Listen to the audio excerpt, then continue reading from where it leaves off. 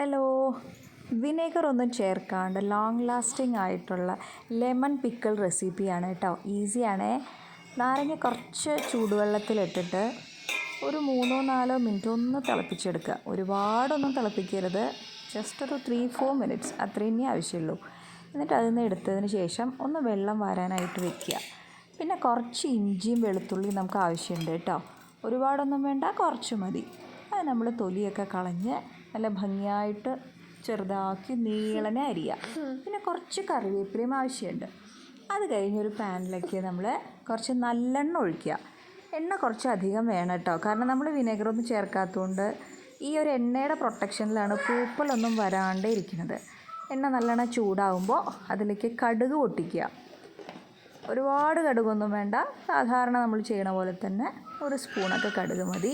കടുക് പൊട്ടി വരുമ്പോൾ നമ്മൾ അരിഞ്ഞ് വെച്ചിട്ടുള്ള ഇഞ്ചി, വെളുത്തുള്ളി, പിന്നെ കുറച്ച് കറിവേപ്പിലയും കൂടെ ഈ എണ്ണയിലേക്ക് ഇട്ടിട്ട് ഒന്ന് മൊരിയിച്ചെടുക്കുക. അതിനുശേഷം കാശ്മീരി ചില്ലി പൗഡർ അതൊരു 4 ടേബിൾ സ്പൂൺ ഞാൻ എടുത്തിട്ടുണ്ട് കേട്ടോ. പിന്നെ കുറച്ച് എരിവുള്ള മുളക് പൊടി എടുത്തിട്ടുണ്ട്, അത് 2 സ്പൂണേ എടുത്തിട്ടുള്ളൂ. പിന്നെ കുറച്ച് മഞ്ഞൾപ്പൊടിയും കൂടെ എടുത്തിട്ട് ഈ എണ്ണയിലേക്കിട്ട് നമ്മൾ നല്ലോണം ആ ഒരു പച്ചമണം പോകുന്നത് വരെ നല്ലോണം ഒന്ന് ഇളക്കി വഴറ്റിയെടുക്കുക കേട്ടോ. ആ ഒരു പച്ച മണക്കം അങ്ങോട്ട് മാറി വരുമ്പോൾ അതിലേക്ക് നമ്മൾ ആവശ്യത്തിനുള്ള ഉപ്പിടുക. ഉപ്പൊക്കെ കുറച്ചധികം ഇട്ടോളൂ, കാരണം ഈ പുളിയും എരിവും ഒക്കെ വരുമ്പോൾ ഉപ്പ് ഇച്ചിരി ഒന്ന് കയറി അല്ലെങ്കിൽ അതിൻ്റെ ഒരു ഒപ്പം നിൽക്കാനായിട്ട്. ഈ കാണിച്ചിട്ടുള്ളത് പഞ്ചസാരയാണ് കേട്ടോ. ഒരു പിഞ്ച് പഞ്ചസാരയും കൂടെ ആഡ് ചെയ്യുക, എല്ലാം ഒന്ന് ബാലൻസ് ചെയ്യാൻ വേണ്ടിയിട്ടാണ്. ഡേറ്റ്സ് ഉണ്ടെങ്കിൽ കുറച്ച് ഡേറ്റ്സ് കട്ട് ചെയ്തിട്ടാലും മതി കേട്ടോ. ഈ എണ്ണയിലിട്ട് മൊരിച്ചെടുത്താലും മതി. ഞാനിപ്പോൾ ഡേറ്റ്സ് ഇട്ടിട്ടില്ല, കുറച്ച് ഷുഗറാണ് ആഡ് ചെയ്തത്. അതല്ല ശർക്കര ഉണ്ട് വെച്ചാൽ ഒരൊച്ച അല്ലെങ്കിൽ ഒരു കഷ്ണം ശർക്കര ഇട്ടാലും മതി. നമ്മുടെ നാരങ്ങയൊക്കെ അരിഞ്ഞ് ഞാൻ അതിലെ കുരുവൊക്കെ കളഞ്ഞിട്ടുണ്ട് കേട്ടോ, കാരണം ഈ കുരു ഇരിക്കുമ്പോഴാണ് കയ്പ്പ് വരുന്നത്. അപ്പോൾ അതിൻ്റെ ആ സീഡൊക്കെ കളഞ്ഞ് അരിഞ്ഞ് വെച്ച നാരങ്ങയും കൂടെ ഈ മിക്സിലേക്ക് ചേർത്തിട്ട് അസലായിട്ട് അങ്ങോട്ട് ഇളക്കി മറിക്കുക. ഗ്യാസ് ഓണാണ് കേട്ടോ, ഫ്ലെയിം ഓണാണ്, ഓഫ് ചെയ്തിട്ടില്ല. നല്ലോണം ഇളക്കി അങ്ങോട്ട് യോജിപ്പിക്കുക, അസലായിട്ട് യോജിപ്പിക്കുക. ഞാൻ ഓൾറെഡി പറഞ്ഞല്ലോ, നമ്മൾ വിനെഗറൊന്നും ചേർക്കാത്തതുകൊണ്ടാണ് ഇത്ര എണ്ണ ഒഴിച്ചിട്ടുള്ളത്. അതും നല്ലെണ്ണയാണ് കേട്ടോ ഒഴിക്കണത്, വെളിച്ചെണ്ണയിലൊന്നുമല്ല ഉണ്ടാക്കുക, നല്ലെണ്ണയിലാണ്. അസലായിട്ടൊന്ന് ഇളക്കി നല്ലോണം യോജിപ്പിച്ച് ഒരു 2 മിനിറ്റ് ഈ കാണുന്നത് പോലെ ഒന്നൊരു തിള. അത് കഴിഞ്ഞ് നമുക്ക് ഗ്യാസ് ഓഫ് ചെയ്യാം. എന്നിട്ട് ഇതിലേക്ക് കുറച്ച് ഉലുവ അതൊന്ന് വറുത്ത് വയ്ക്കുക.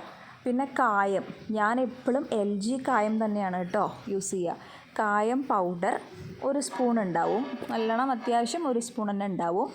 ആ 1 സ്പൂണ് കായം അതിൽ ചേർത്തിട്ടുണ്ട്. പിന്നെ ഉലുവ പൊടിച്ചത്, ഉലുവ വറുത്തിട്ട് വേണം പൊടിക്കാനായിട്ട്, വറുത്ത് പൊടിച്ചതും കൂടെ ആഡ് ചെയ്യാണ്. എന്നിട്ട് അതൊന്ന് ഇളക്കുക. ഇതൊക്കെ ഫ്ലെയിം ഓഫ് ചെയ്തതിന് ശേഷമാണ് കേട്ടോ ചെയ്യണത്.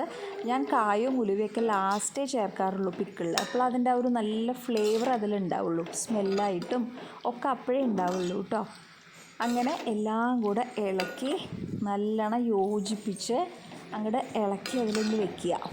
അതിനുശേഷം നമുക്ക് കണ്ടെയ്നേഴ്സിലാക്കിയിട്ട് നമുക്കിത് സ്റ്റോർ ചെയ്യാവുന്നതാണ്. ഞാൻ കുറച്ച് ആവശ്യമുള്ളത് മാത്രം പുറത്ത് വെച്ചിട്ട് ബാക്കിയുള്ളത് ഫ്രിഡ്ജിൽ വെക്കാറാണ് പതിവ് കേട്ടോ.